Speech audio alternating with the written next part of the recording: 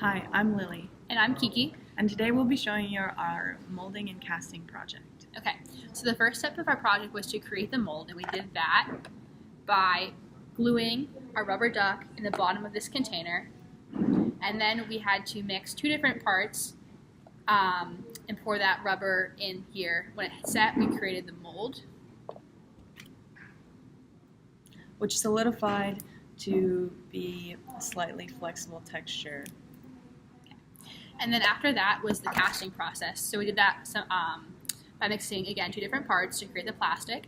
We poured the plastic into that mold, and out came our two ducks. So we ended up with two prototypes. This was the first duck we poured. It has some bubbles up along its back and some perforations in its wings. And what we decided after pouring our first duck is that we needed to be more careful about pouring the rubber solutions to avoid creating bubbles. Right, so our second one is much smoother and better looking. So pouring into one single location is really important to avoid creating bubbles in the casting and molding process, especially if your liquids are near the end of their pot life, which means the amount of time that it takes for them to harden after being mixed together. It's really important to pour into one single spot so that you don't end up with folds or big gaps in your cast that you pour. So one thing that we learned from this process was how to mix the two parts together correctly. So there's a part A and a part B for each the cast and the mold, and they're 1-to-1 ratio by volume, but by weight they are a little bit different. And we decided that the most efficient way or accurate way to do this would be by weight. So we started off by pouring part A in a separate container and pouring part B in a separate container and then trying to mix them. That just was not efficient. It wasted time, resources. So we learned that the best way to do it was to have one single container on the balance, pour part A in, see how much that weighed, calculate how much part B we needed, and then pour that in as well. Mix it right there in that one container, and then pour that in to either cast or mold. So molding and casting has a couple advantages and disadvantages to 3D printing.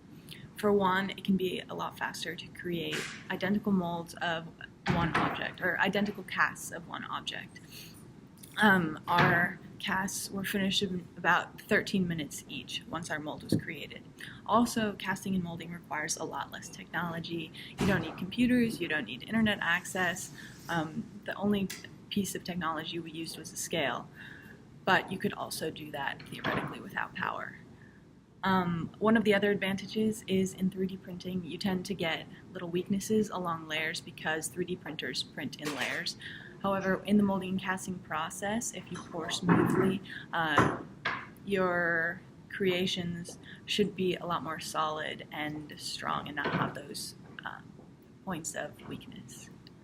But one of the downsides is that whereas with 3D printing you can print something over and over and over again, you can only use one mold so many times. I mean, maybe if you do it correctly, you can use it a lot. But with us, we had a lot of difficulty getting our duck out of the mold. Yes. So it did rip a little bit along the sides here. But we were able to overcome that, use it a second time, and probably use it a couple more times by putting rubber bands around it to keep the mold together. Another thing you can do to avoid that type of problem is being really careful about the orientation of the original item inside the mold. So you can orient it just the right way, maybe so that horns won't be holding it in place this way, or the beak won't prevent you from pulling it out vertically. So that's another thing that if we were to do this project again, we would reconsider. But other than that, I learned a lot. It was successful. Yeah.